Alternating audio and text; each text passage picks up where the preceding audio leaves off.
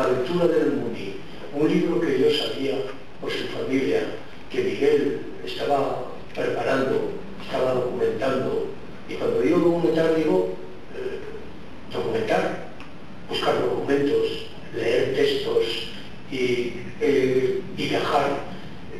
Yo la verdad es que no creí que al final pudiera resultar el libro que resultó. Yo lo que puedo decir es que de un tirón, en una noche sin fisuras, sin lápiz, sin correcciones, yo empecé a leer el libro y ya clareaba el sol cuando todavía no lo había acabado y lo tuve que dejar. Él es un veneno. El libro está narrado con tal sencillez y al mismo tiempo con esa cadencia tan de crónica, tan de periodista, que sabe lo que quiere decir y no quiere decir más que lo que quiere decir, pero lo que quiere decir lo dice, que a mí realmente me enamoré y me di cuenta que era un libro por el que había que apostar. La aventura del Muni es un libro de viaje, es un libro que nace en dos viajes realizados por mí a la Guinea Ecuatorial en 2002 y en 2005, detrás del explorador vitoriano Manuel Yaredi-Wulfi. Es un libro que mezcla el ensayo histórico con la crónica periodística, está articulado de una manera periodística, como una serie de reportajes unidos con eso. Encima de todo, hay mucha gente que cree que este libro trata sobre Yadier, y trata sobre Yadier, pero realmente este libro es la historia de un río.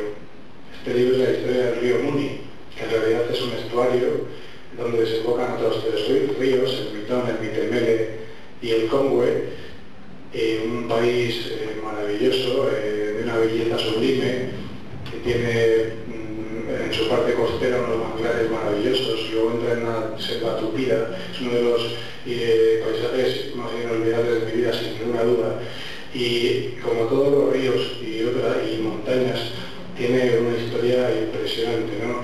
Yo creo que África, cuando muchos pensamos en África, pensamos en las historias de los ríos, porque no hay viajes africanos más apasionantes e interesantes que las historias de los ríos.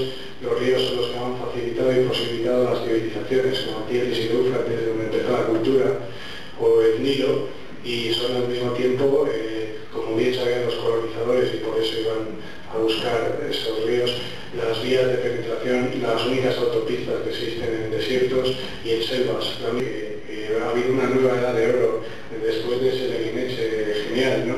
De los relatos de viajes africanos en español, gracias a Javier Reverte. Javier Reverte nos ha traído otra vez a colación esos viajes de los autores, de los exploradores victorianos, que también son bastante desconocidos y que de vez en cuando hay que sacarlos a la palestra. Cristina Morató, su sueño de identidad ha sido recuperar la injustamente olvidada historia de las exploradoras. Y yo he dicho, ¿y qué es lo que me queda a mí? Y digo, bueno, pues mira, yo creo que mi papel era recuperar precisamente la historia de un río al estilo clásico, estilo decimonónico, si se quiere, buscando incluso ese clima decimonónico de los exploradores del 19 y que se tenga el sabor genuino y total español. Y ese río, sin ningún género de duda, pues es el Muni, ¿no? Otra de las originalidades que creo que planteo en el libro es la estructura del propio libro. Los libros, por ejemplo, de estos autores que he citado, que son un poco mis maestros, tienen dos hilos narrativos. El hilo de la persona que se sitúa sobre el terreno y al mismo tiempo pues, la historia o las anécdotas que ellos refieren a los lectores. Yo he buscado un hilo más y he introducido un nuevo hilo, y entonces este libro está escrito mediante tres hilos narrativos. Uno ya lo he dicho, son esas biografías que surgen, esas historias de los españoles, que Santos ha hablado un poquito sobre, por ejemplo, Osorio, el verdadero explorador de Guinea, no tanto Yadier, que fue el que hizo que Guinea tuviera interés en España, más que el explorador de Guinea, que fue Osorio. Pero luego hay otras tantísimas historias que la gente no conoce, pues desde sacerdotes, soldados, exploradores, el cazador blanco, que es una vez que la tierra en África ya estaba explorada completamente y se empezó a colonizar, el interés romántico basculó hacia la figura del cazador blanco, que era el que exploraba la fauna que hasta ese momento solo conocían los africanos. Y todos ellos han encontrado verdaderos ejemplos y todos con sabor español.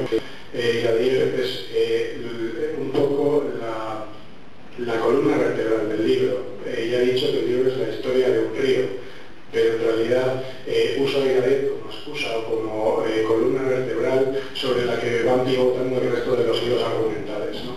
Iradier era un hombre muy extraño en la sociedad en la que vivía. Tenemos que pensar que Vitoria tendría 15.000 habitantes, era un pueblico en el siglo XIX.